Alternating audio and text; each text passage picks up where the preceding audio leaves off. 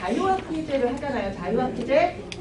자유학년제를 하는데 그 제도가 이제 중학교 이제 이 동네 아이들 같은 경우는 조금 약간 담임되는 선생님들이 이제 공부를 많이 안 시키시고 그러다 보니까 아이들 같은 경우가 지금 이제 기초가 없이 이제 여기 어머님들 솔직히 말씀드리면 이제 따로 뭐 과학을 많이 시키시고 이런 분들 없으시잖아요. 그죠?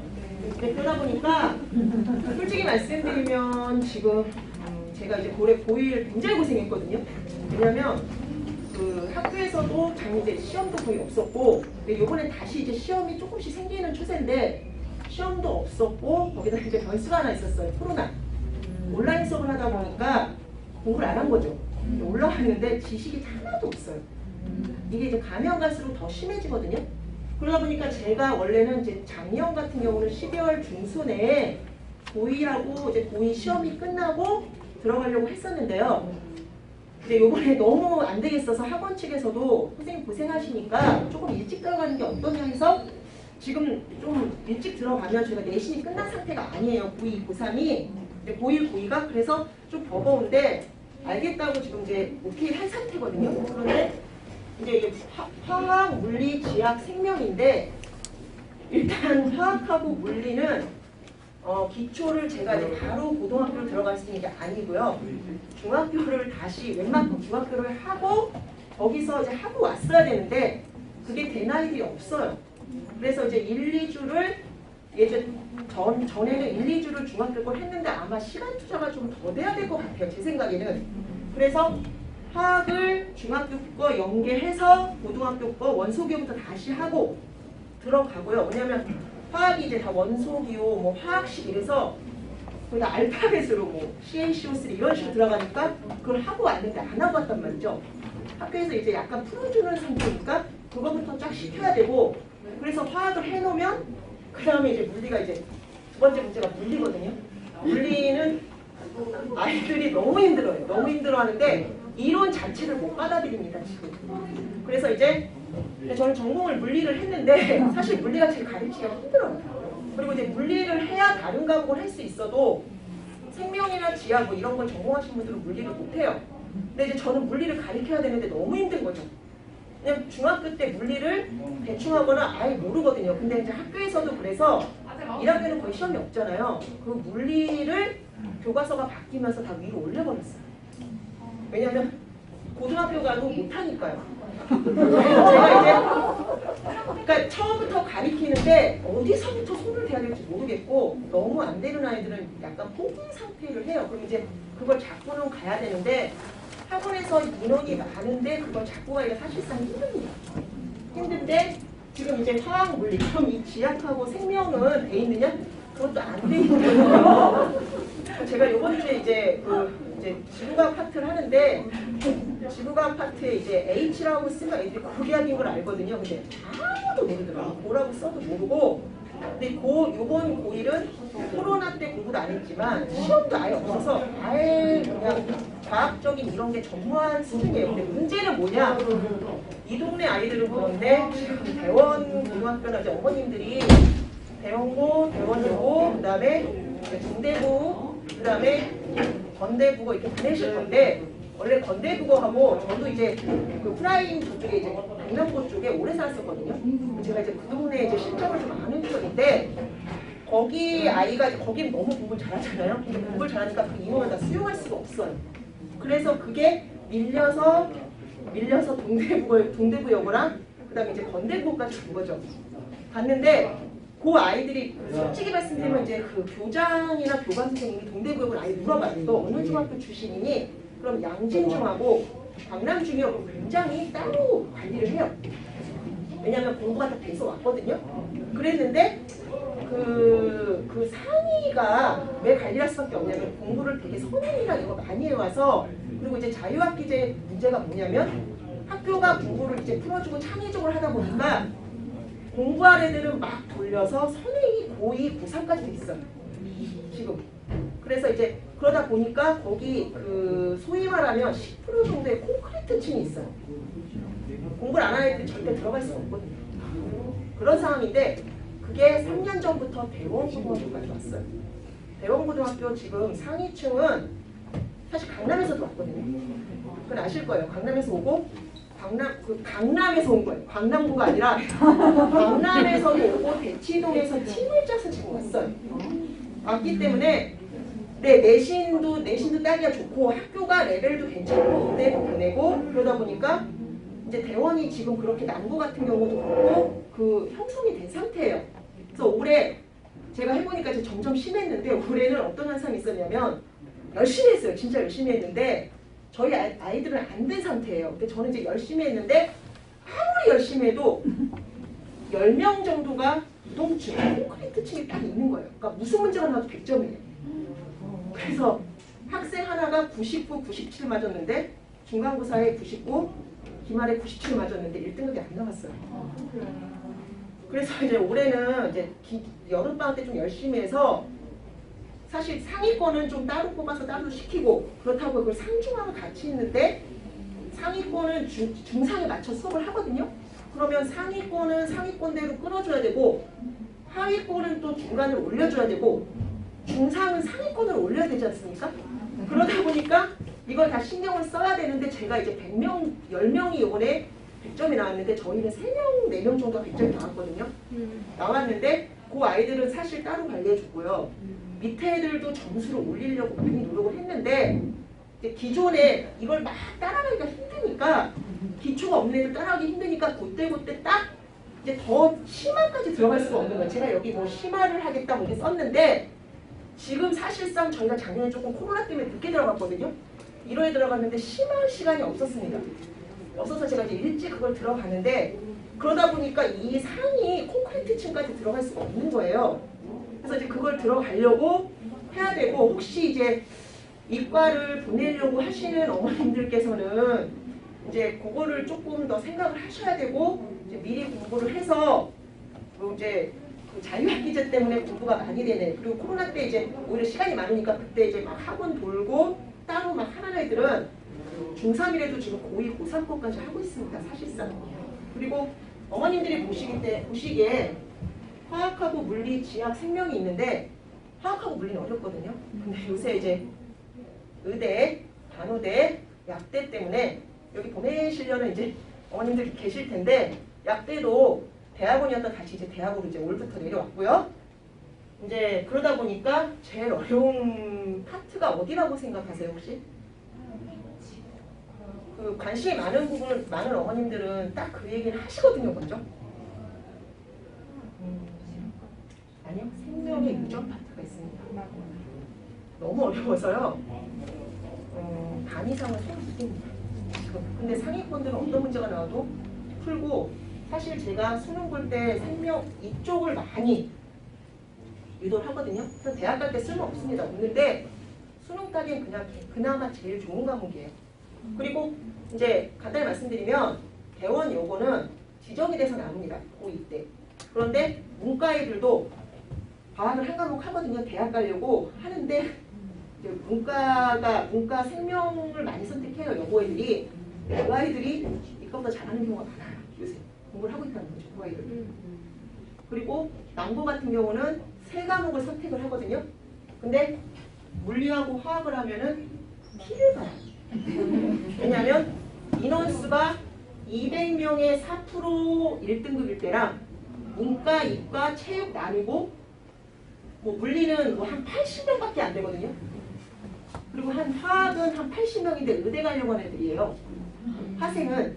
그러다 보니까 거기는 아이들이 아예 들어가지 못합니다. 들어가지 못하고 진짜 공부를 최상위 문제를 따로 풀리고 줌으로 1대1로 심지어 지금 풀어주고 있거든요. 그렇게 하니까 1등급을 들어가더라고요.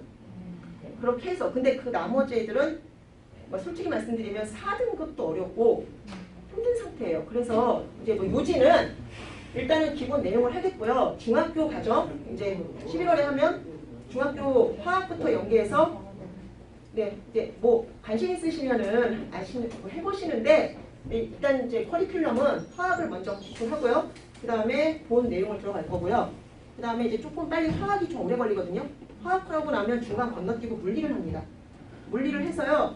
물리 중학교 기초를 하고 그 다음에 본 내용을 하고 그 다음에 사고력 이걸 한다고 하지만 사실 사고력까지 지금 아이들이 이제 상태를 봐야 되는데 응용을 들어갈 수 있을지는 솔직히 말씀드리면 제가 여기까지 말씀 못 드리는 게 지금 아이들 상태를 제가 봐야 되고 어느 정도인지 알아야 하고 그리고 뭐 이거는 뭐 어머님들한테 뭐 들으세요 이런 건 아니고요. 늦게 아이들이 어머님 어느 순간에 저 과학을 못 하겠습니다 이렇게 해서 올 때가 됐을 때 한 3, 4개월 와서 돌고 시간이 지난 다음에 오면 그때 해결해 줄 수가 없어요. 솔직히 말씀드리면. 왜냐면 다른 애들도 끌고 가야 되는데 제가 기본적으로 수업을 할 수 있지만 4월 되면 이제 기말 중간고사 다시 이제 시험 대비 들어가면 그때 들어라 이렇게 하지 뭐 1월에 2월에 지난 거를 해주세요 그러면 힘듭니다. 그거는 힘들고 그러니까 이제 잘 생각하시고 그건 이제 결정하시고 그리고 뭐 난 그래도 혼자 시켜보겠다 하면은 뭐 방학 동안에 뭘 좀 시키세요. 그냥 놀리지 마세요. 과학 되게 만만하게 보는데 이거 대학 갈 때 과목 자체가 많기 때문에요. 어머님들이 근데 진짜 제가 이제 저도 뭐 조카도 있고 주변에 이렇게 있지만 뭐 따로 해달라 뭐 봐달라 이런데 이럴 시간은 없거든요. 근데 그런 아이들이 보통 중2, 중3인데 고1, 고2걸 해달라고 저희 조카도 지금 중3이거든요. 중3인데 고2거 끝났어요 사실은. 고2거 끝났고 그만 이제 이과 갈 거고 그렇게 하는데 이제 어머님들께서 만약에 그래도 뭐 이렇게까지 보내 이러시면 방학 동안이라도 이제 뭐 꼭 안 하시더라도 EBS만 보기 아이들이 싫어할 거예요. 학교 온라인도 질렸거든요. 그러니까 교재 사서 네. 제가 말씀드리는 거예요. 이제 중학교 이제 왜냐하면 중간층이 없어요 지금. 중간층이 없거나 아예 85 이상이거나 50 미칩니다. 50 미친데 저한테 오는 아이들은 40점대 오거든요. 30점, 40점. 그럼 어머님들이 점수 얘기 못 하세요. 점수 얘기 못 하시는데 제가 이제 알죠. 애들 이제 해보면은. 그래서 그게 한 80 올라갔는데 2번 시험 걸려요. 60. 그래서 본인이 문과, 이과 고민을 하다가 요번에도 2학기 때 이제 36점대에 왔어요. 두 번째 시험에 67점이었고 요번에 87 받았거든요. 그랬더니 이제 이때서 이제 이과를 가겠다 그러는데 예전에 제가 이과 간다 그러면 그래 하면 돼 이랬는데 지금은 안 돼 그래요. 이 성적 가면 남만 받쳐주지 너 그냥 못 간다고 제가 얘기하거든요. 솔직히 지금 이과 경쟁이 치열하고 저는 이제 저희 이제 부모님 같은 경우는 자식들을 다 그냥 이과로 넣으셨어요. 밥이라도 먹어라. 근데 제가 봐도 그냥 이쪽으로 오면 뭐라도 들어가면 근데 공부하기 힘들죠. 근데 뭐라도 할 수는 있거든요. 그러니까 만약에 아이들 뭐 따로 밥 안 시키셔도 방학 때 프로그램 좀 짜서 기초라도 하고 갈 수 있게 그렇게 시켜주시면 저희는 일단은 이제 그렇게 하시면 좋을 것 같고요. 일단 요번에 시작하면은 저는 이제 제가 말씀드린 건 이거밖에 없고요. 이거는 이걸 해봐야 갈 수 있는 단계입니다. 그래서 제가 원래 뒤에 저희가 되게 많거든요. 내용이 많은데 사실 이게 해야 되는 내용이에요. 11월, 2월 이렇게 해서 그거 보시면 어머님들 보시면 아시겠지만 벌써 이름부터가 굉장히 어렵습니다. 중학교 기초 있어야 되고요. 화학, 그 다음에 물리, 역학적이라고 해서 그리고 뭐 지학, 생명 이렇게 쭉 있는데 보시면 아시겠지만 프로그램 자체 이제 해야 될 아이들이 중학교랑 고등학교는 이게 난이도 자체가 달라요. 그래서 중학교 때 저 100점 받았어요. 그러면 100점 안 나온다고 화내죠. 화내는데 안 나옵니다. 되게 많이 공부해야 되거든요. 그러니까 잘 어머님들 생각해보시고 저희 이제 이런 식으로 수업을 할 거고 일단 아까 말씀드렸죠? 화학하고 물리를 먼저 우선 할 거고요. 이거는 원래 기말 시험입니다. 기말인데 땡겨서 미리 해야 될 것 같아요. 그래서 나중에 오면 사실상 이걸 해줄 수가 없습니다. 그러니까 이제 아마 1월쯤 들어가겠죠? 물리는 이제 11월에 화학을 하고 그렇게 할 거니까요. 네, 어머님들 보시고 혹시 질문 있으신가요? 질문 있으시면 하세요. 없으세요? 그럼 이제 수업 가야 되니까 가겠습니다. 네.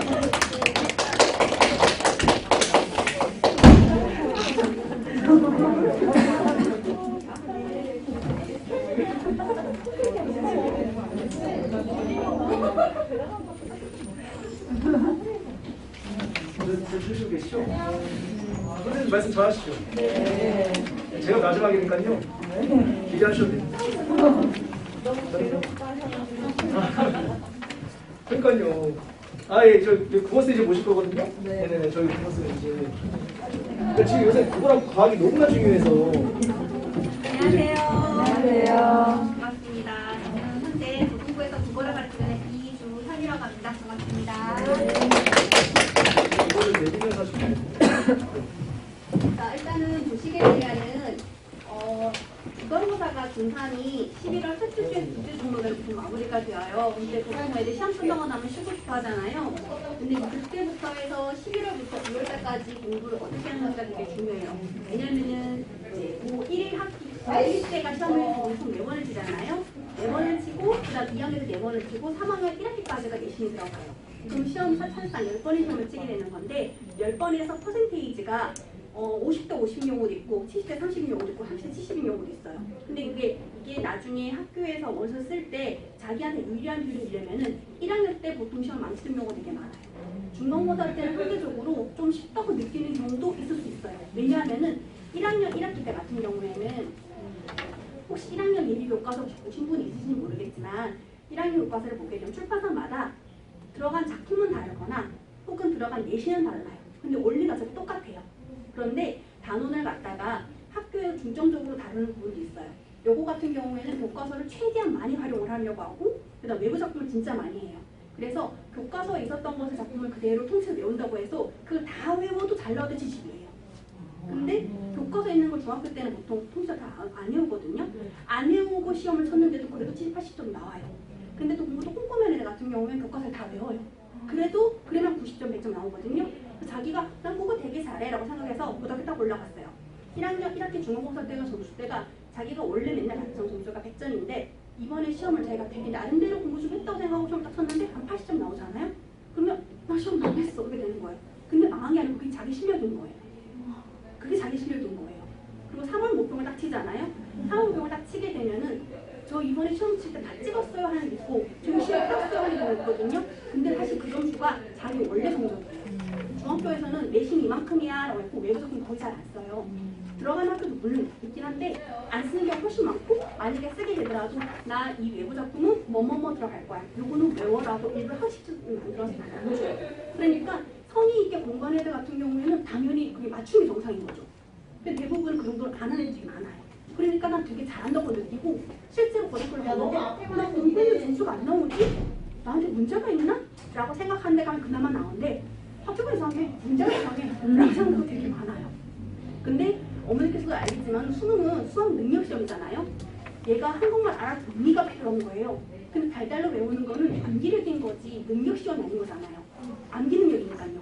그러다 보니까 1학년 같은 경우에는 기본적으로 이때 필요한 게 뭐냐면은 너네가 중학교 때 했던 거는 그냥 교과서에서 요거 외워 했던 거에서 갔다가 그게 아니라 외부 작품 나왔을 때 네가 이거 적용할 수 있으려면 네가 이거 이해를 해야 해라는 그 기초적으로 하는 거예요.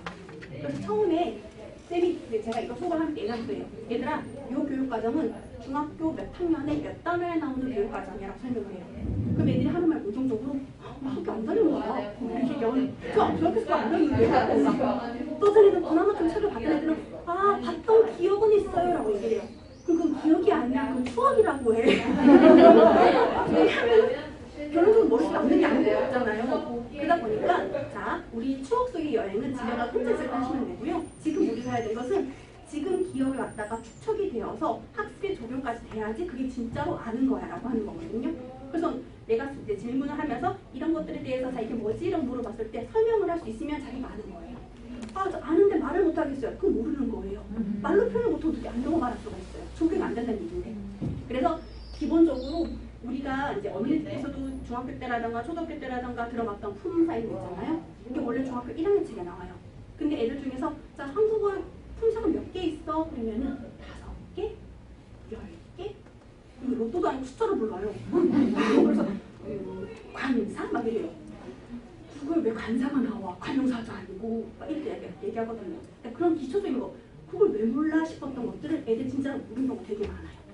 그래서 한국말은 한국 사람인데 한국어는 할 줄 알지만 국어를 잘하시는 것 같아요. 어머니들 생각하시는 거 이상으로 아이들은 그래요. 그래서 어휘력이 중요하다고 하는 이유가 영어 같은 경우에는 연달아 외우잖아요. 근데 국어 같은 경우는 단어를 모르는 것에 대해서 부끄럽다 생각하지는 않아요. 애들이. 거기서부터 이제 문제가 시작이 되는 거거든요. 모르면은 외국어랑 똑같이 모르면은 그 단어라도 모아가지고 정리하는 게 필요해요. 교과서에서 필요로 하는 어휘량이 있는 거고 이 문제를 이해하기 위한 기본적인 기초 어휘력이 있는 거예요. 근데 예전에는 책을 많이 읽다 보니까 혹은 자기도 어쩔 수 없이 책을 볼 수밖에 없는 환경이 되다 보니까 그 어휘력이 쌓이겠는데 지금 아이들 같은 경우는 책을 기본적으로 안 읽잖아요. 그러니까 그 기초 어휘력이 없어요. 그러다 보니 책을 많이 읽을 때는 원래 국어 잘해라고 하잖아요. 거기서 나오는 게 문해력, 독해력 그런 어휘력이 기준이 됐다는 얘기인 거예요. 근데 내가 학년이 높아졌다고 해서 이런 기초적인 게 쌓였다는 뜻이 아니거든요. 그래서 그런 것들을 쌓는 시간이 필요한 거고 교과서에서 필요로 하는 기본적인 것들을 확인하고 내가 지금 어디까지가 안 되어 있는지 혹은 어딘가 필요한지를 갖다가 준비할 시간이 저 시간인 거예요. 그리고 이제 고등학교 같은 경우에는 일부러 학원 같은 경우에 그거는 토요일날 3시간을 해요. 근데 애들이 막 미치려고 하거든요. 엉덩이가 같이 돌아가요. 30분 지나면 그때부터 그냥 사사가 돌아가요. 그래서 제가 애들한테 얘기하거든요. 얘들아 어린이집 가게 되면은 한 타임이 20분에 30분이야. 내 의미 있다고 얘기하면은 뭐 애기들이라서 맞아 어린이집은 원래 20분이 맥시멈이야. 근데 초등학교 저학년은 몇 분이 맥시멈이니 이렇게 물어보거든요. 초등학교 저학년이 7교시 8교시 안 하잖아요. 똑같은 거예요. 애들한테 지금 너희들이 중학교 때 한 타임 수업이 45분이었지. 근데 고등학교 50분이 한 타임이야. 왜겠어? 그게 너희들한테 기본적으로 그 정도는 엉덩이 부줄 수 있는 능력이 필요하다는 얘기야. 근데 고3 돼서 수능을 치잖아? 국어 시험이 몇 분에 치게? 근데 40분, 80분, 100분, 120분이래요. 자, 자기가 막 하고 싶은 말 하지 말고 몇 분인지 얘기해봐. 그러면은 애들 잘 몰라요. 80분이거든요. 80분이면 1시간 20분이에요. 그럼 최소한 1시간 20분 동안 그 집중력을 쭉 이끌어갈 수 있을 정도의 시간이 필요해요. 근데 이제 어머니도 알겠지만은 그걸 한 번에 되지는 않아요. 그래서 처음 하기 시작했을 때 제가 일부러 정말 잘 안 끊어요. 잘. 끊게 되면은 다시 집중할 때까지 한참 걸리거든요. 그래서 일부러 애들이 좀 이렇게 눈이 막 풀리게 보이거든요.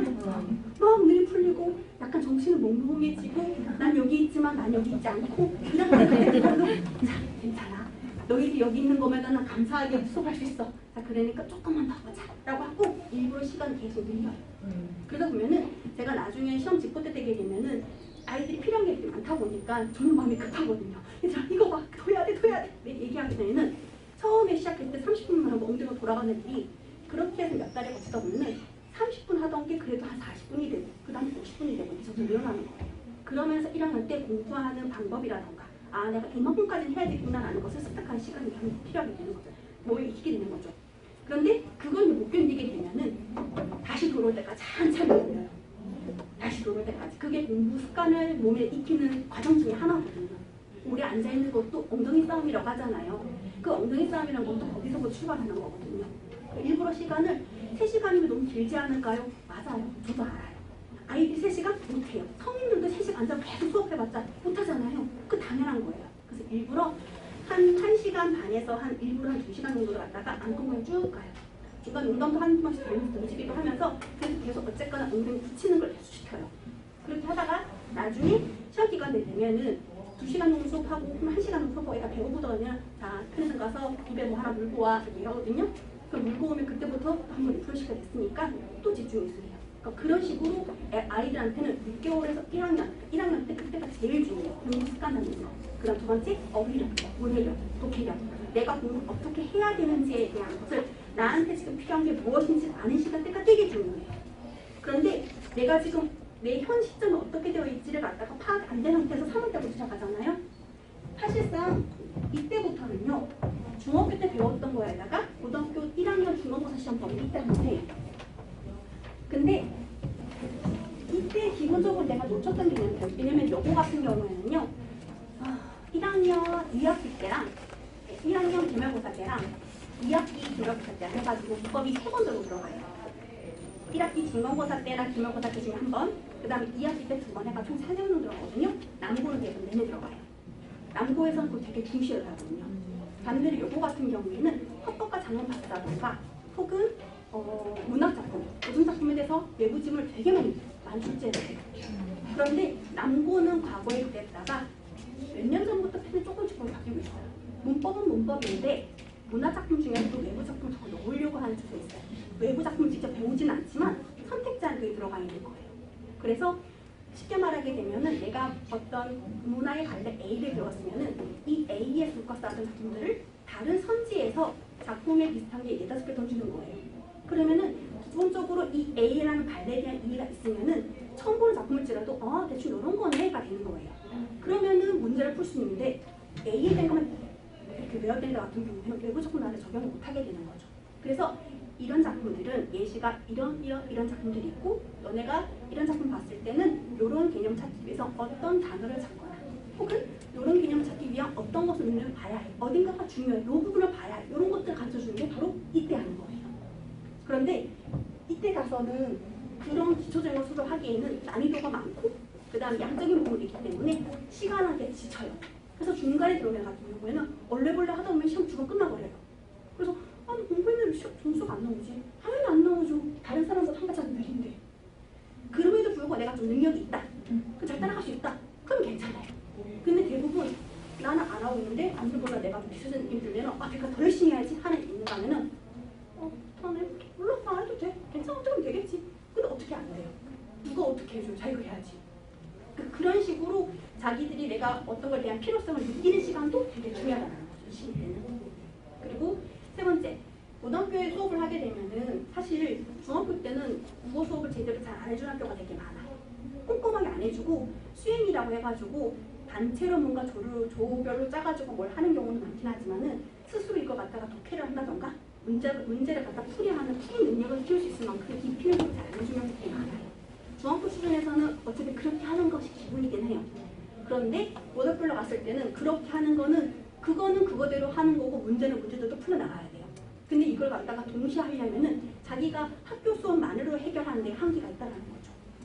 그러다 보니 그런 것들을 갖다가 내가 어느 정도까지 할 수 있지를 확인하기 위해서는 그 이전에 대한 이전 학습이 필요한 거고 그리고 이제 3월 때 가게 되면은 제가 대원이라던가 혹은 요거라던가 혹은 공고라던가 학교에 대한 기출을 다 모아놔요.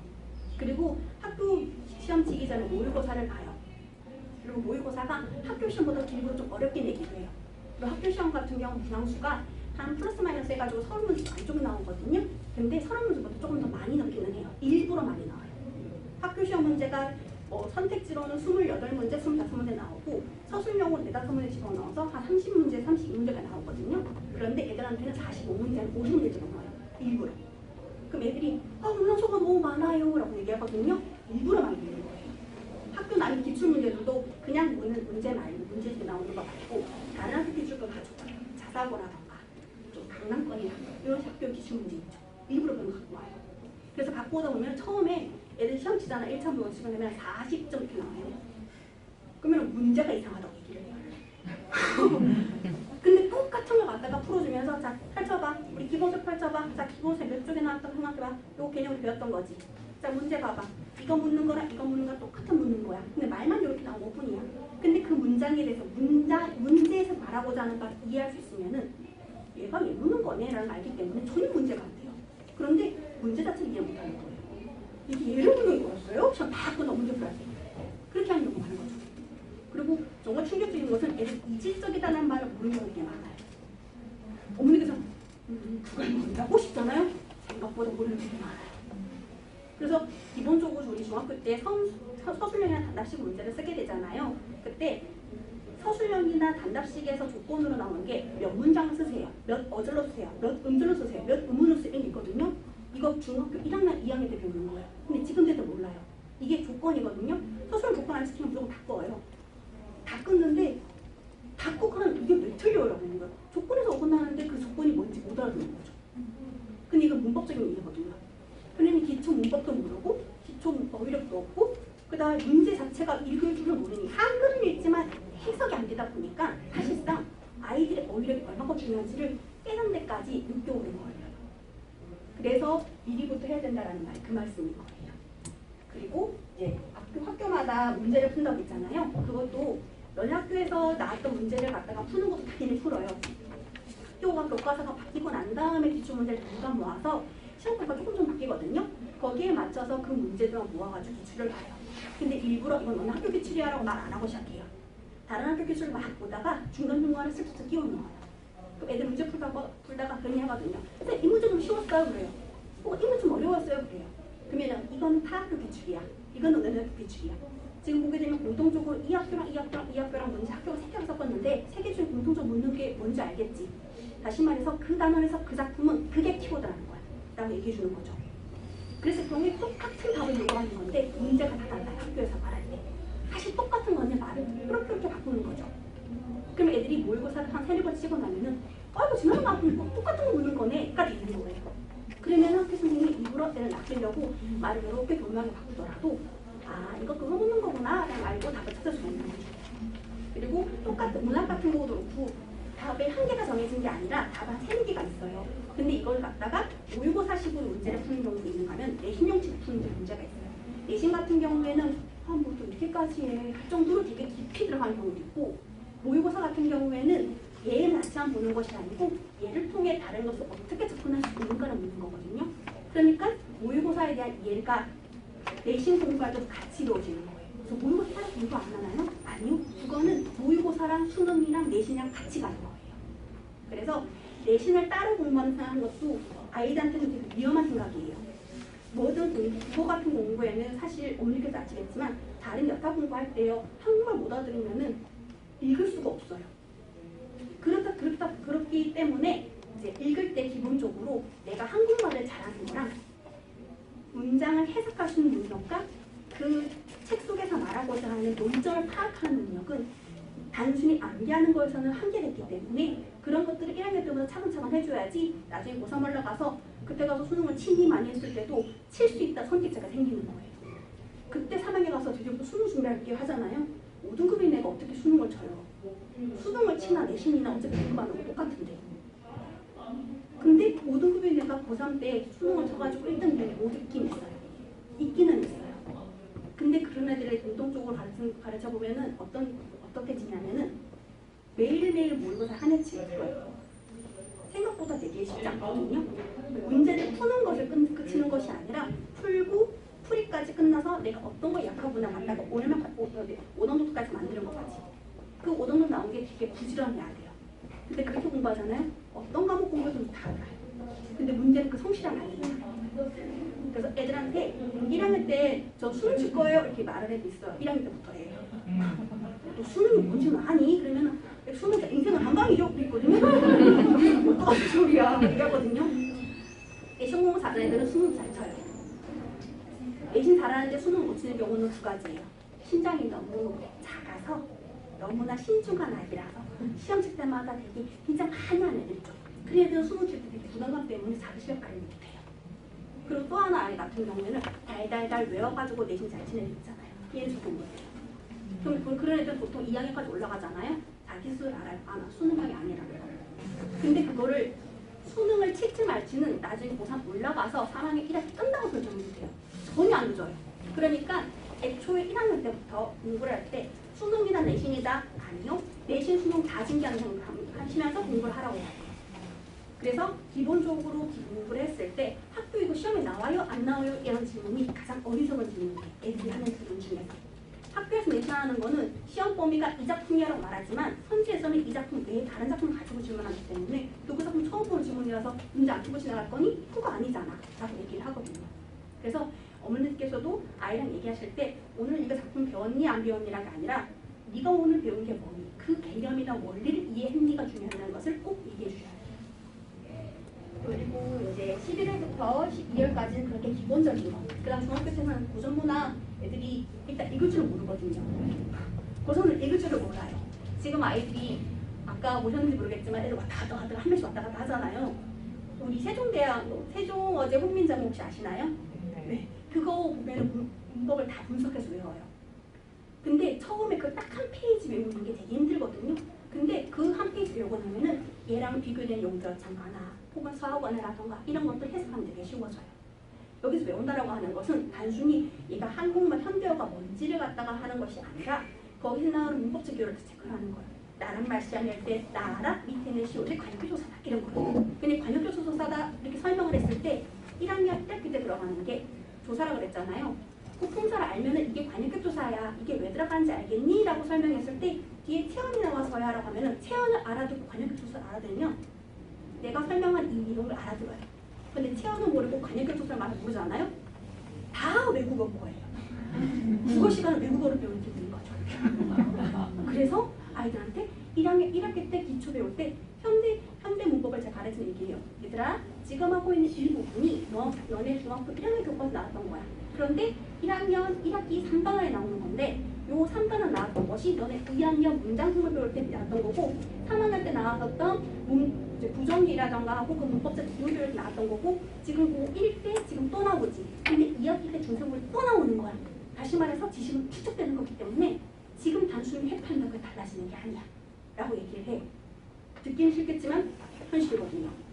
그래서 아이들이 오늘 해보는 것에 대해 좀 부담감을 느낄 수 있겠지만 솔직히 남아서 늦게까지 하는 거 그렇거든요. 근데 1학년 때 그렇게 탄탄하게 해놓고 나면 2학년 때 엄매 배우거든요. 언어 매체. 그때 그대로 써먹어요. 거기서 심화되는 거거든요. 3학년 올라가면 수능 볼 때 언어 매체 화자과 장문 있잖아요.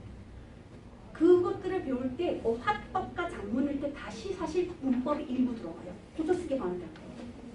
그래서 계속 적응되는 거기 때문에 1학년 때 하면서도 힘들다 싶겠지만은 좀 진득하게 하는 게 필요해요. 어머니께서도 좀 끈기가 필요하셔서 끈기를 가지고 지켜보는 것도 필요하고요. 아이들한테 정말 중요한 건 성실함이에요. 많이는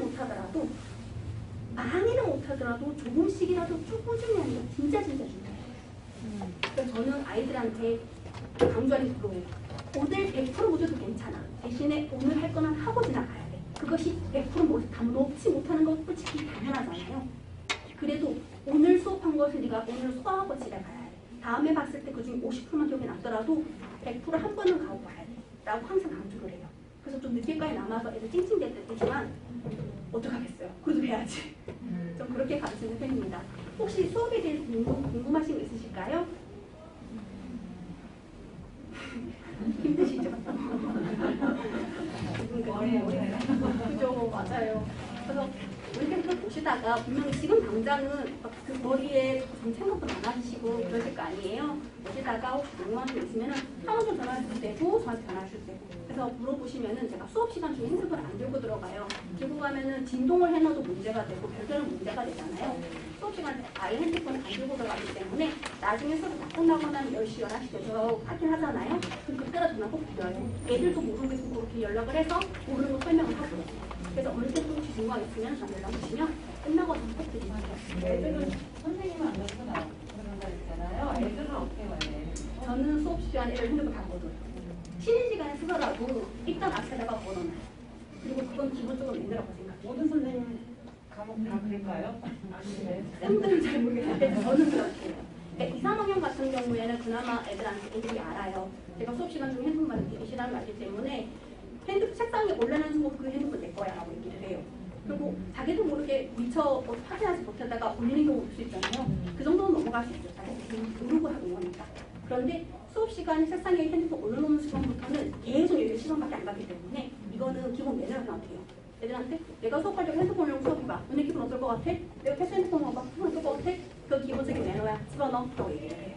그래서 제가 먼저 시범을 보이고 아이들한테 똑같이 그렇게 행동하도록 가르쳐주는 게 저한테 되게 맞다고 생각이 들어요. 혹시 궁금한 게 있을까요? 제가 지금 마음이 급해가지고 말이 빨라지죠. 네네네. 혹시 나중이라도 궁금한 게 있으시면 연락 주시면 됩니다. 네, 고맙습니다. 감사합니다.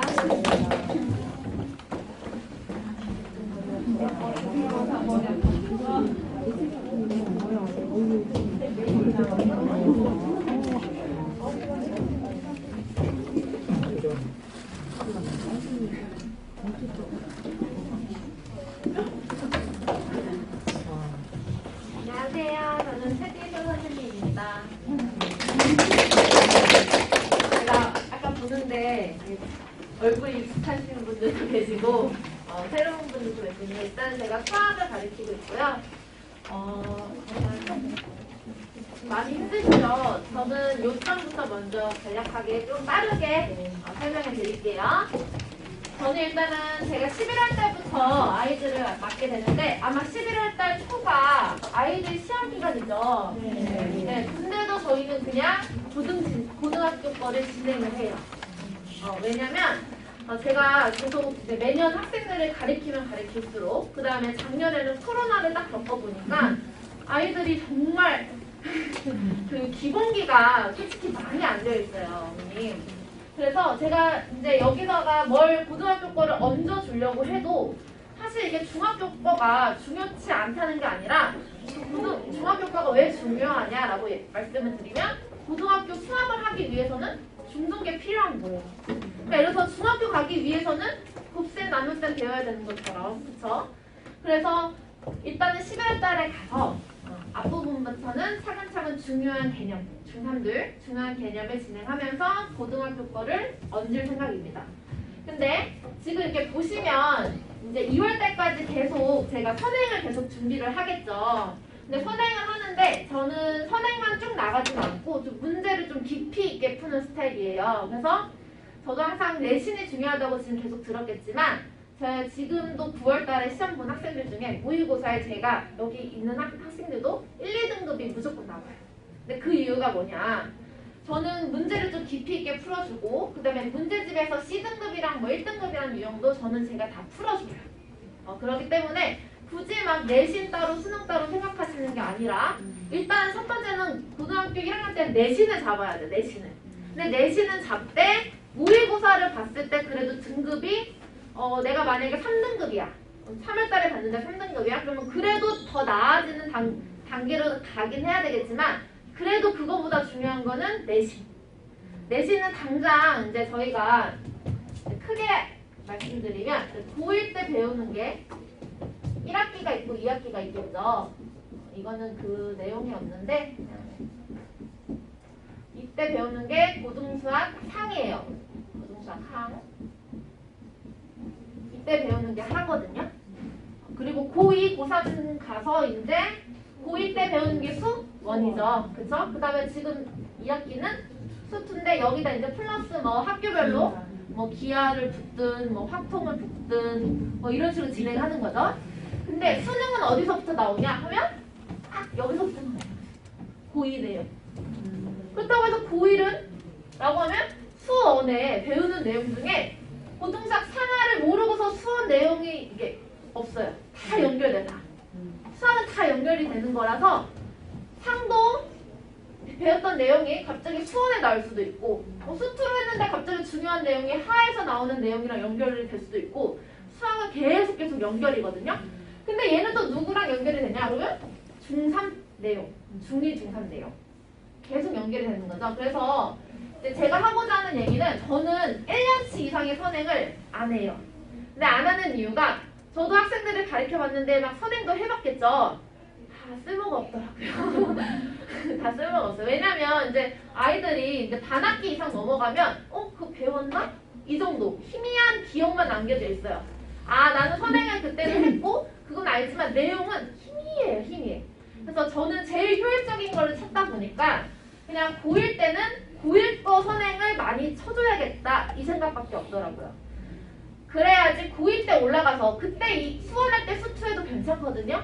근데 지금 여기 고등수학 상이 완료가 안 됐는데 수원을 얹어봐야 아무 소용이 없어요. 무슨 말인지 알겠죠? 그래서 일단은 어머님들이 생각해야 되는 게 고1 때는 내신 잡아야 된다. 그리고 두 번째는 탄탄해야 된다. 그거 두 가지만 딱 알고 가시면 돼요. 무슨 말인지 알겠죠? 그래서 제가 일단 이렇게 보시면 정규는 고등수학 상에서 그냥 그대로 수업을 진행을 해요. 중간고사. 근데 특강으로 상식 특강을 진행을 할 건데 이건 좀 특별하죠. 이게 해보신 분들 있는데 제가 이렇게 상식 특강을 잘 안 해요. 근데 이번에는 제가 원래는 12월 달에 내려가서 우리가 학년이 바뀌는데 11월 달에 가는 김에 아이들을 이제 고등수학 상의 뒷부분 해가지고 같이 진행을 하는 걸로 하려고 해요. 근데 여기를 왜 하냐? 여기 때도 하지 않겠냐라고 보시면 자, 도형의 방정식이라고 해서 이게 지금 기하의 기초가 되는 곳이거든요. 그래서 우리 이제 뭐 문과, 이과가 통폐합이 된다고 해도 사실 이제 영어 같은 경우는 절대평가고 그러니까 갈수록 중요해지는 게 수학이고 수학이 이제 대학교 레벨을 결정해 준다고 저는 아이들한테도 얘기를 해요. 그러니까 수학을 잘 봐야지만 똑같이 영어 1등급 맞는 친구들 중에 수학이 만약에 3등급이고 1등급이요. 그럼 누구 뽑으려면 당연히 얘겠죠? 얘는 절대평가니까. 그렇죠? 그리고 요 비중도 보시면 수학이 거의 뭐 학교별로 25% 이상, 다 25% 이상이고 25% 이하인 곳은 별로 없어요. 그만큼 수학의 비중이 높다라는 거. 그래서 일단은 이렇게 보시면 이거를 왜 하냐라고 얘기하면 여기 기하 보시면 기하가 아무리 통폐합이 됐다고 해도 대학교 공대 가려면 기하를 봐요. 통폐합이 됐다고 해도 그 안에서 학교별로 이 아이가 기하를 하는구나, 이 아이가 이과 성향이 있구나, 그거를 이제 보는 거죠. 무슨 말씀인지 아시죠? 만약에 우리 아이가 인문계 쪽이야. 그러면 보통 다 확통을 합니다. 그런 식으로 대학교에서도 얘가 문이과라는 걸 알 수 있도록 이제 보통 이걸 선택 과목을 하면서 이제 알 수가 있어요. 근데 기하라는 게 이게 기초가 도형의 방정식이다. 그래서 아이들이 많이 어려워하기도 하고, 그리고 이게 꼭 뒷부분에 있어요, 어머님. 뒷부분에 있어서 어떻게 되냐면 제가 1월달까지 2월달까지 계속 진행을 하면서 3, 4월달에 시험 치면서 다시 한번 해주죠. 그러면 제가 이거를 11월달에 해도 또 까먹어요. 계속 까먹어요. 그리고 이때 뭐 4월 넘어갔을 때도 뭐 개념을 해도 얘 부분이 어려우니까 또 까먹어요. 그래서 제가 이거를 한 번 더 아이들한테 해주려고 여기 앞에다 깔았다 라는 거. 그래서 쭉 11월달, 12월달 같이 진행을 하면서 아이들이 좀 잘 따라오는 것 같아 하면 고등수학 학과까지 쭉 연결시켜서 진행을 해요. 근데 만약에 이제 아이들이 좀 이해력이 조금 떨어진다든지 문제를 풀었을 때 많이 못한다, 부족한다라고 하면 이거는 조금 변경될 수는 있거든요. 그렇게 보시면 되고, 또 제가 하나 또 7월달 넘어가면 이제 우리가 여름방학이 있죠, 어머님. 그래서 여름방학 때는 아이들 좀 상태를 보고 우리 아이들이 좀 많이 잘 따라온다. 그러면 제가 그때는 수원행을 진행을 할 수도 있고, 그게 아니다 그러면 이제 보통 이때는 어떤 걸 까냐면 9월달 모의고사도 깔 수도 있고요. 우리 아이들이 너무 내신도 잘 받았어. 그러면 이제 한번 우리 수능 모의고사 몇 등급 나오는지 볼까 하면서 그때 이제 제가 준비를 해줄 수도 있는 거고, 이제는 이렇게 보시면 될 것 같아요. 그래서 전체적인 커리큘럼이 이렇게 되고, 왜 이거를 하냐? 내신이 중요하다. 그만큼. 그래서 집중을 해야 된다. 1학년은 내신을. 그리고 보시면 정규교재는 이렇게 쓰는데요. 이것도 진짜 제가 처음에 이제 얘를 했다가 이거 하면 아이들이 진짜 저한테 곡소리가 나요. 곡소리가. 저만 보면 막 곡소리 나고, 그리고 얘가 새빨개서 왠지 보기가 싫다고 그러더라고요.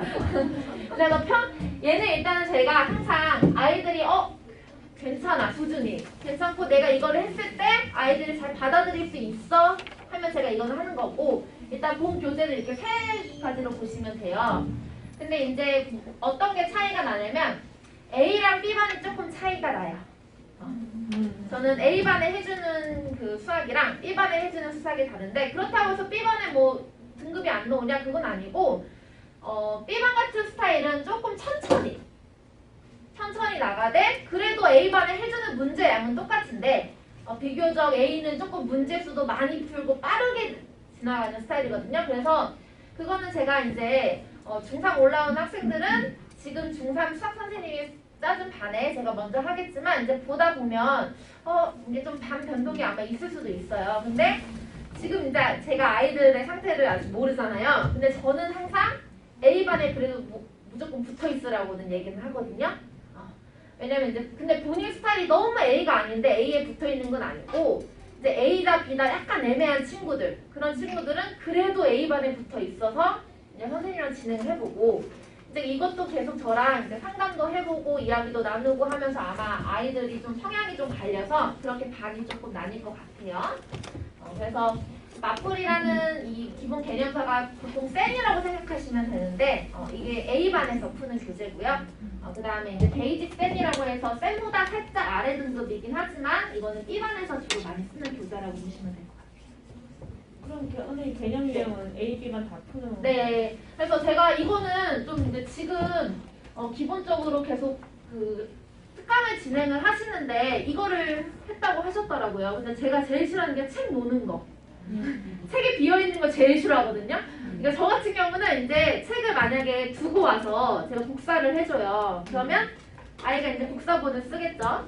근데 제가 나중에 책을 뒤져봤을 때 그 복사본 부분이 안 채워있으면 다시 다 채워요.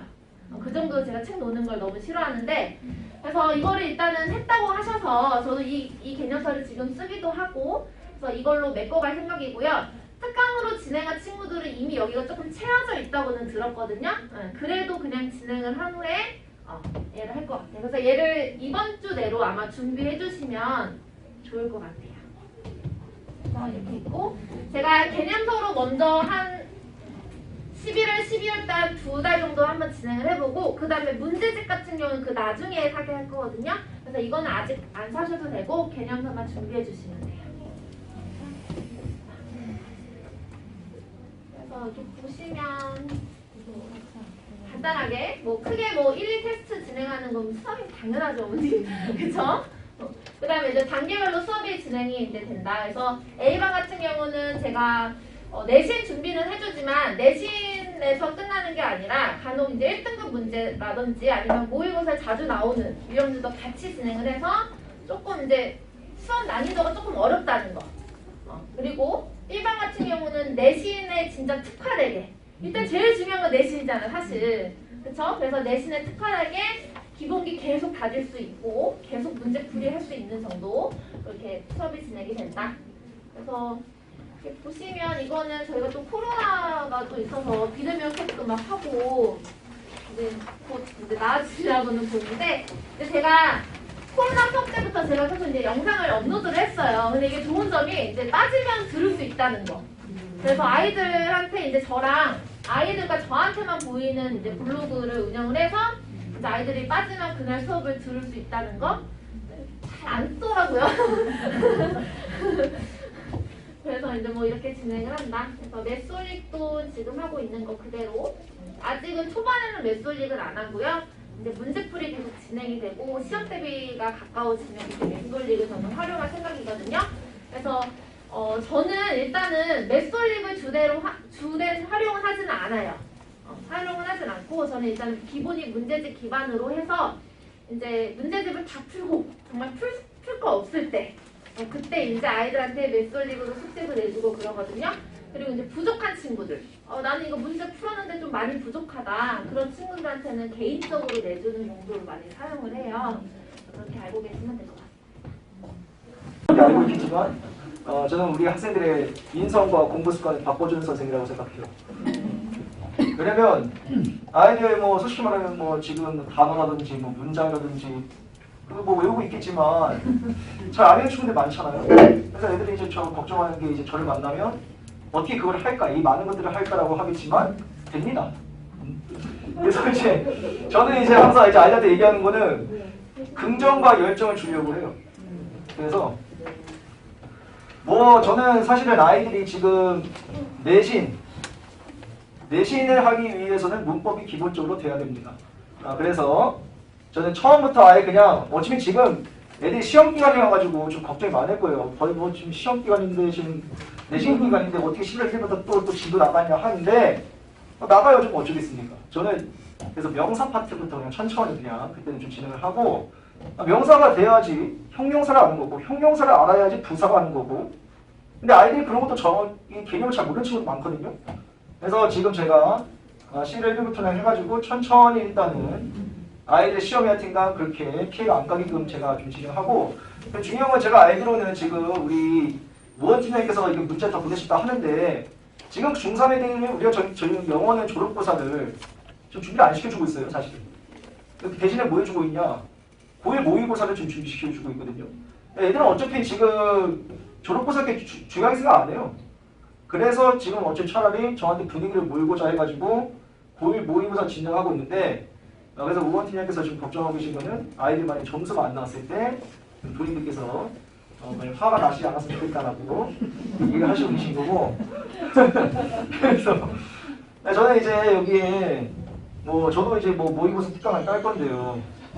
이게 그 문법 하면서 제가 이제 그 독해력이 할 거거든요. 유형별로 일단은 제가 파악을 할 건데 이 모의고사 이게 중요한 거예요 사실은. 애들 2달 동안 다음 달 동안 열심히 해야 되는 거 알고 있죠. 근데 모의고사 특강을 해야 또 실력이 느는 거거든요. 왜? 그때 또 단어도 엄청 외워야 되거든요. 근데 애들이 또 중요한 거는 그때 열정이 딱 있거든요. 지금 이제 고1 올라갈 때가 제일 열심히 많을 때거든요.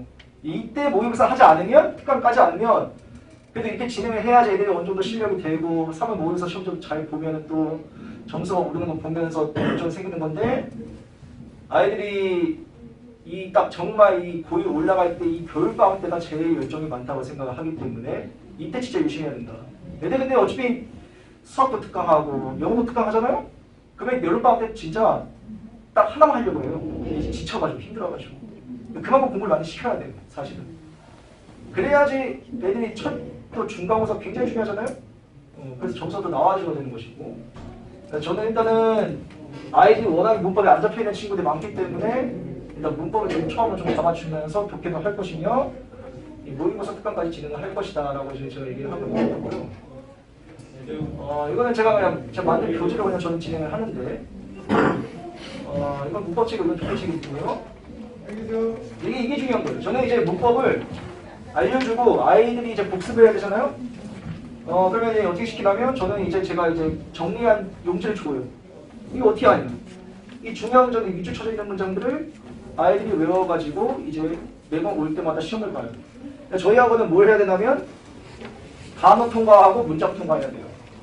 통과 못하면은 그냥 느낌에 남던가 우리 저기 뭐야 이 예슬이 어머니 계실 텐데 그렇죠. 예슬이 어머니께서 저한테도 한번 얘기했었죠.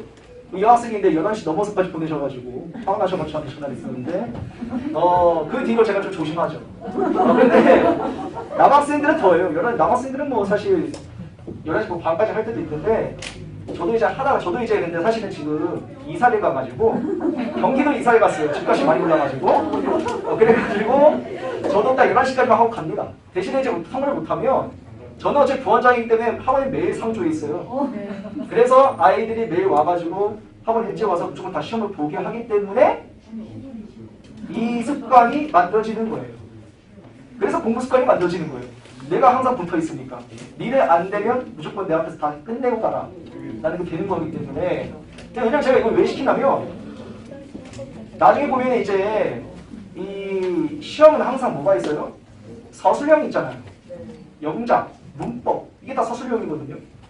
근데 그게 지금 7문제에서 10문제가 나온단 말이에요. 지금 시험에서. 점점 어려워지고 있고 낱말하고 어법을 많이 바꿔요. 그러니까 아이들은 영작하는 것도 미리미리 준비를 해야 되는 것이고 그 다음에 문법도 개념 잘 잡아놔야 되거든요. 근데 우리 아이들은 공부를 안 하잖아요. 내가 여기서 겁나 가르쳐도 애들은 집에 가가지고 또 까먹고 오고 그래서 저는 이제 매번 올 때마다 제가 가르쳤던 그 부분은 시험 보는 거예요. 근데 이렇게라도 해야지 좀 개념 잡혀요, 사실은. 애들이 금방 까먹잖아요. 저는 이제 수업할 때 또 복습을 하고 또 테스트 보고 근데 이 테스트는 제가 수업 시간에 잘 안 보고요. 또 우리 아이들이 또 뭘 잡아주냐? 지각 없습니다, 저희 학원은. 왜냐? 수업하기 30분 전에 불러요, 저는. 엄청나죠? 이 정도 돼야죠, 솔직히 말하면. 공부를 시키죠, 사실은. 그래서 이거는 제가 시험 때 쓰는 제 교재인데요. 이 동네에서 제가 교재 제일 잘 만들 거예요. 아주 알차게. 그래서 이제 어머니께 보여드리고 싶은 거는 모의고사 이렇게 나오면 이제 어법 문제가 이렇게 바꿔서 나오는데 좀 많이 어려워요, 사실 이 문법들이. 그래서 이런 것들을 개념을 제가 중간고사 때까지 좀 잡아줘가지고 이런 것까지 하려면 명사, 형용사, 부사 해가지고 천천히 하나씩 하면 시간 좀 걸리거든요. 그리고 저는 이제 중요한 파트는 어차피 한 번 나간 다음에 다시 다른 책으로 또 한 번 복습을 시킬 거예요. 저는 이제 사실은 중학교에서 그 문법을 한 3번 정도 돌리고 와야지 그나마 고등부에서 바로바로 이해가 가거든요. 근데 아마 여기서 한 번이나 2번 정도만 돌린 친구들 많을 거예요. 저는 이제 많이 돌리면서 하여튼간 중요한 문법은 한 2-3번 정도 더 돌리면서 시킬 거다라고 강조를 할 거고요. 제가 이제 내신 대비해서 저희 학원이 왜 유명하냐를 보여드릴게요, 제가. 저는 이 시험을 보면은 항상 분석을 합니다, 저는. 몇 번, 이게 제가 92%하고 90% 적중했다 하는데, 당연히 시험, 근데 제가 이렇게 적중했다 해가지고, 이 학원 무조건 애들이 그러면 90점인가? 이게 아니에요. 알겠죠? 시험을 못 본 친구 못 봐요. 근데 이제 저는 이제 이렇게 분석을 한 다음에, 아이들의 교재인데, 이 교재 몇 년도에 어떻게 시험이 나왔었는지를 다 체크를 해서 알려줍니다, 저는. 이것도 이 동네에서 제가 유일해요. 왜냐면 저는 1학년만 맡고 있고, 웬만하면 다른 학원들이 이제 인원이 별로 없어가지고, 2개 학년, 3개 학년이 맡고 있거나, 교습소 같은 데는 거의 초등부부터 고등부 다 가르치잖아요, 선생님께서. 저는 고1만 집중적으로 하고 학교도 웬만하면 다 새 학교만 맡아요. 제가 집중할 수 있게. 그래서 뭐 몇 년도에 뭐가 나왔었고 해가지고 저는 이제 여기서 이 중요 문장들을 이렇게 지금 별표 치거든요. 이것도 제가 저만 찍은 거죠. 다른 학원들은 문장을 다 외우게 시키거든요.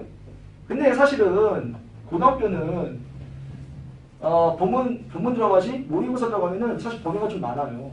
근데 물론 대원고 대원여고는 다른 학교에 비해서 범위가 그렇게 많지가 않아요. 왜? 부교재가 안 들어가요. 그래서 애들이 그나마 공부를 할 만한데 그래도 애들은 많다고 해요. 그러면서 이제 애들이 대원고 대원여고가 이제 건대국어 학생들 놀려요. 건대국어가 은근 범위가 많거든요. 걔네들이 니는 어떻게까지 그 부교재까지 하면서 하니? 하면서 그럼 또 건대국어 간 친구들은 그때는 하여튼가 건대국어가 은근 애들이 인식이 좋아가지고 또 가려고 하는데 딱 시험 때문에 하는 순간 애들이 이제 대원고 맨날 그래. 근데 항상 이야기하죠.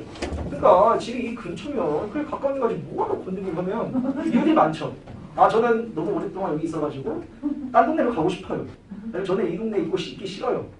건대국어 밥이 맛있어라는 거 그런 거 있잖아요. 교복이 이쁘다거나 뭐 그런 거 많아요 사실은. 근데 일단은 전 다 찍어주고요.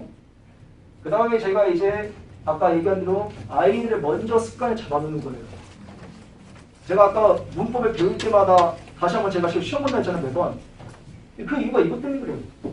얘들 시험 때릴 때 똑같이 단어하고 문장을 학원에 와가지고 단어도 한 80개에서 100개 정도 시험 보고 문장도 10문장씩 시험 봐야 되거든요. 그러니까 이거를 위해서 솔직히 말해서 전 초등부터 준비를 시키는 거예요.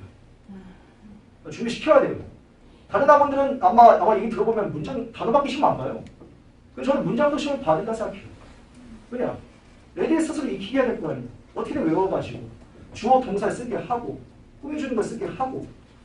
그래서 저도 이제 오랫동안 수업을 하면서 이게 제일 효과가 좋더라 해가지고 일단 제가 이렇게 찍어주고 모의고사거든요.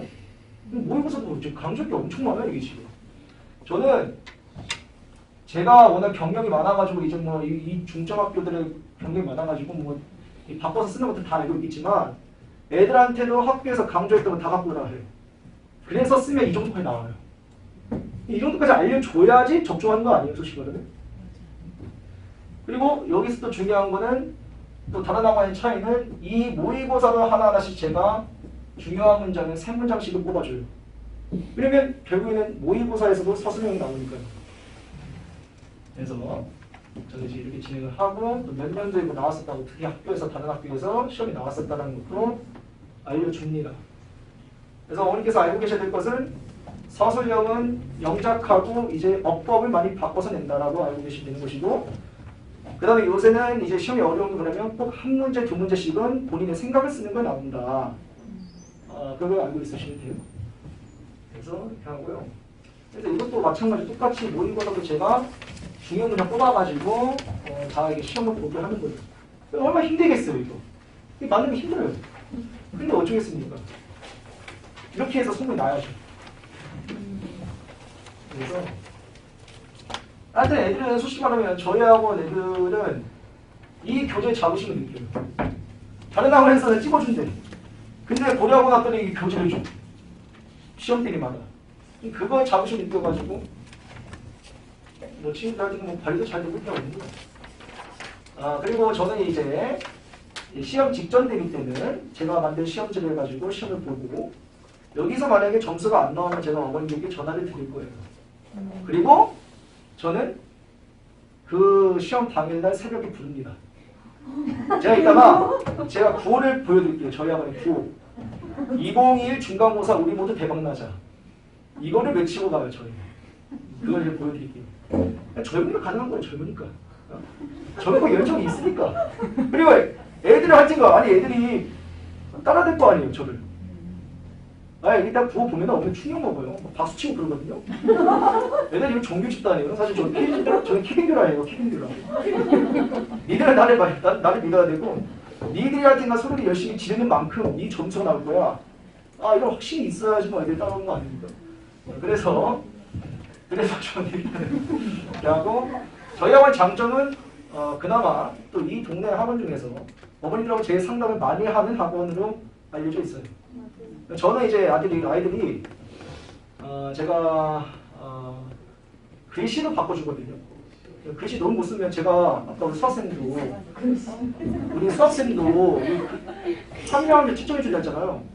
저도 웬만하면 제 조교쌤과 같이 영어를 이렇게 테스트 보면은 애들 다 갖고 와요. 저 복도에서 채점해 주거든요. 근데 이게 영어가 글씨를 못 쓰면 사실 보기도 싫어요, 저는. 저희는 사실 좀 미안한 얘기지만 너무 글씨를 못 쓰면 그냥 그래요. 다시 시험 보라고 하는가. 그렇게 해서 애들이 열받아 하는데 근데 그건 극소수예요. 제 생각이. 제가 올해는 한 3, 4명 정도를 바꿔서 어머님들이 정말로 너무 감사하다고 뭐 쿠폰도 보내주시고 그러니까 되게 중요한 것 같아요. 왜냐면 진짜 죄송한 얘기인데 얘가 성적을 크게 안 올랐거든요. 근데 우리 아이가 그래도 집에서 공부를 하려고 한다. 우리 아이가 글씨 진짜 못 썼는데 영어는 너무 잘 쓴다. 이것만으로 어머니 너무 좋아하시니까 그렇죠. 나는 그래도 솔직히 말하면 내가 애한테 얘기하는 건 그래 너희들이 공부를 편하게 할 수 있게 너희들 공부 잘할 수 있게 내가 태도는 바꿔주겠다. 라는 것이 저희한테는 모토입니다. 그래서 이거는 제가 다른 뭐 프로그램을 쓰는 건데요. 이거는 이제 뭐 특강을 진행하면서 제가 또 듣기와 독해 프로그램 같이 쓰면서 공부 더 시킬 것이며 그리고 이제 뭐 제가 지금 보여드릴 것은 이제 입시 내비게이션 해가지고 이런 프로그램인데요. 뭐 그냥 살짝 말씀드릴게요. 이거는 저희 학원에서 딱 그냥 10명만 한정해가지고 그냥 관리를 해주는 그냥 프로그램이거든요. 아까 이제 어머니께서 여기 보셨듯이 비교과 영향이 줄어들어요. 비교과 영향은 줄어들고 내신이 굉장히 중요해지죠.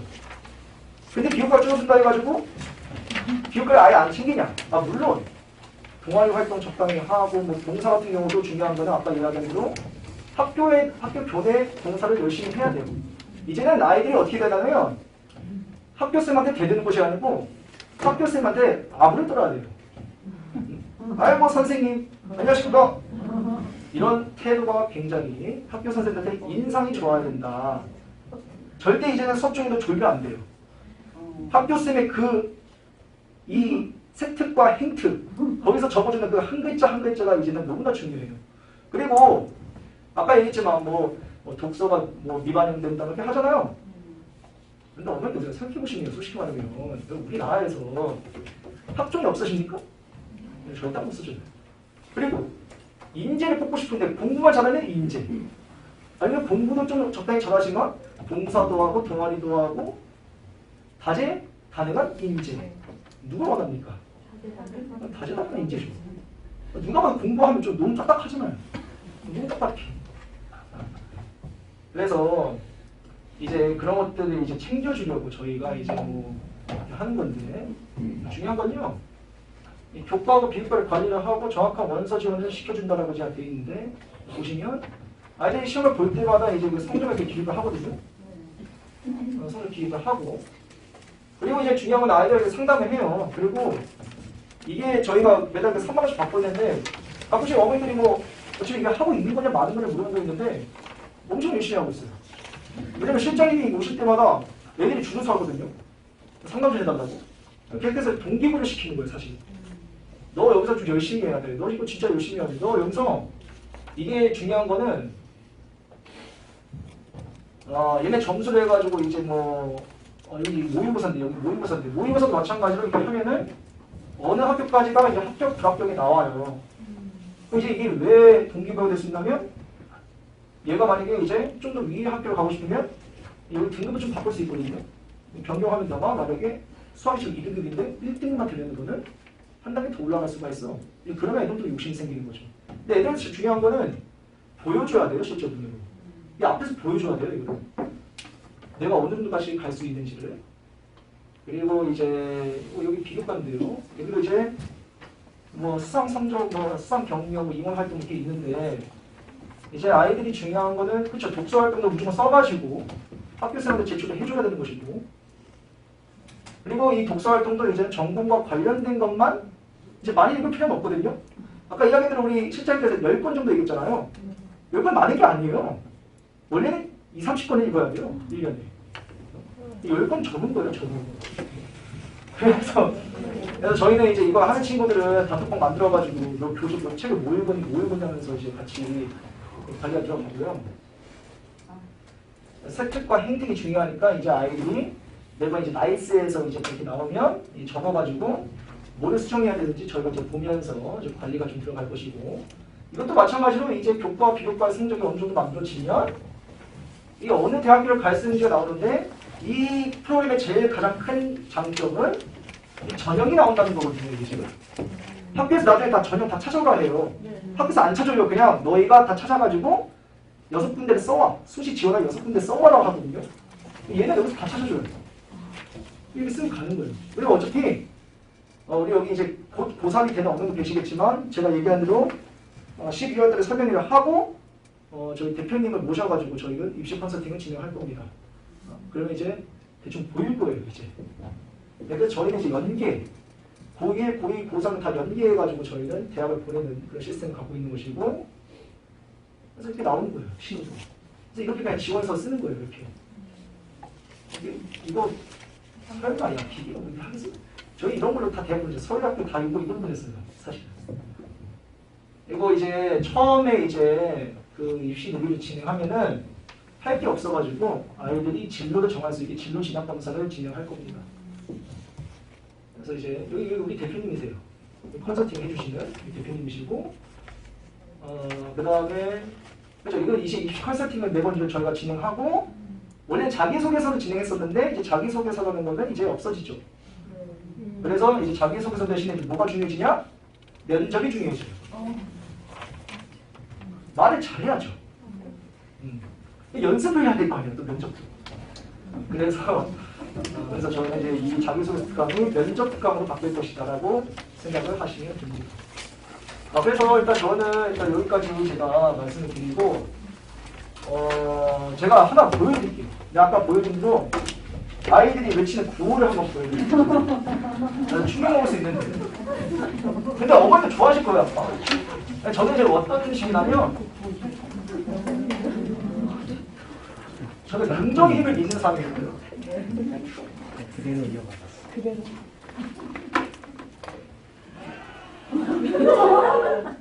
이게 제가 저희 학원을 중등부 때부터 보내신 분들은 뭘 아시냐면, 저희 원장님께서 긍정의 힘, 정박이라는 걸 시켜요. 그 정박이 뭐냐? 이 손바닥에 이제 모든 게 하여튼 우리 뇌에 있는 모든 게 하여튼 여기에 자극을 줘야 되거든요. 이게 외치면서 하여튼 내가 할 수 있다는 것에서 외치는 거예요. 외치면서.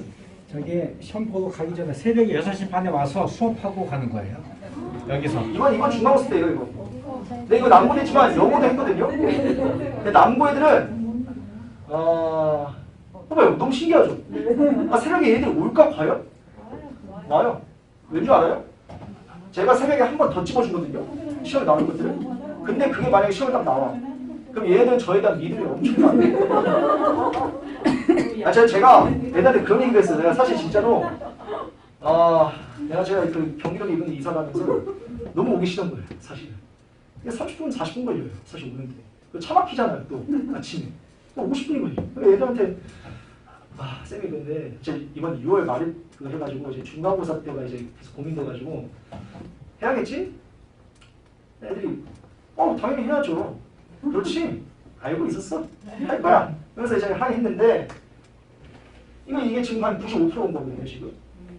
그래서 이제 보여주면 제가 아까 얘기한 대로 2021 우리 모두 중간고사 대박나자 이거예요. 그래서 2021 우리 모두 중간고사 대박내자. 2021 우리 모두 중간고사 대박내자. 나는 할 수 있다. 여기까지 딱 외쳤다 가요. 이거 보여드릴게요. 애들이 얼마나 좋아하는지. 애들이 얼마나 좋아하는지를.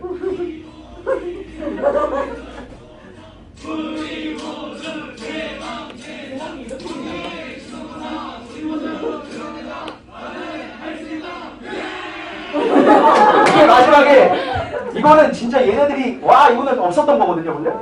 얘네들 너무 즐겨요, 이거를. 이것까지 할 줄 몰랐어요. 그래서 이건 무조건 영상 남겨야 한 번만 더 하자. 미안한데 한 번만 더 하자 해가지고 애들 한 번 더 해준 거예요, 사실.